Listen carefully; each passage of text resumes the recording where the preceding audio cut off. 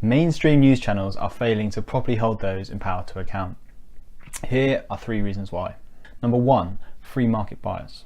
The problem is that mainstream news rarely has any figures who are going to be properly critical of how an economy might be run. So looking at the 2008 financial crash, we saw how the vast majority of voices heard on the news channels are the very people who are part of the system that led to the crash. So the stockbrokers, the hedge fund managers, business representatives are given 19 times more airtime than trade union representatives. A Cardiff University study concluded that the BBC tends to reproduce a conservative, Eurosceptic, pro-business view of the world. More likely to get a better understanding of the financial crash, for example, by watching a comedic film such as The Big Short. Number 2, false balance. So broadcasters strive to be neutral, and unfortunately in their effort to be neutral, they will give 50-50 arguments to issues which do not really warrant a 50-50 argument. To take issues such as maybe a racist issue, BBC isn't going to make some 50-50 argument addressing both sides of the issue. Of course not. They're going to condemn the perpetrators and stick to one side.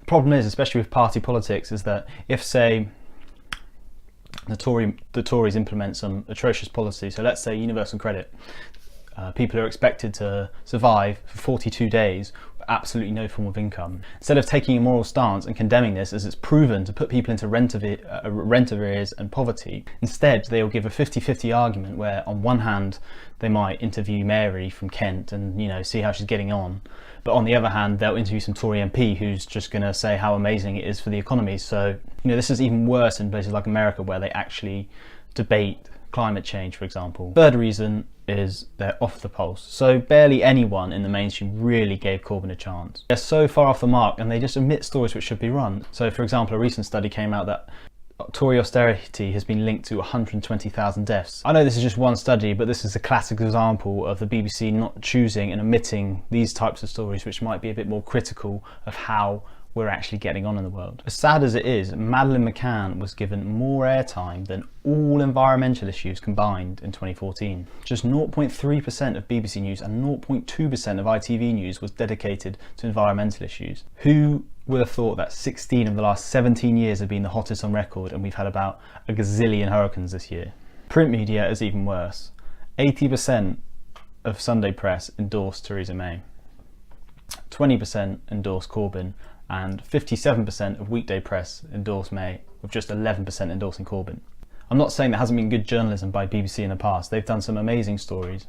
The problem is there's just not enough critical analysis of what's actually going on in our policy, in our politics, in our economy. People on the right often cite the BBC as being liberal, lefty, PC rubbish, when I think these people can get a bit confused because the BBC socially is very liberal, right? So it gives voices to those maybe marginalised in the past, such as the LGBT community, minorities, women, all people who've been subject to abuse and injustice.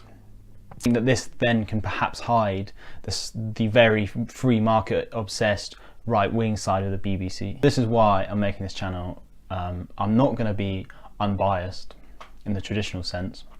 However, I'm going to try and back everything I say in fact. So do you agree? Do you disagree? Let me know in the comments and I'll see you next time.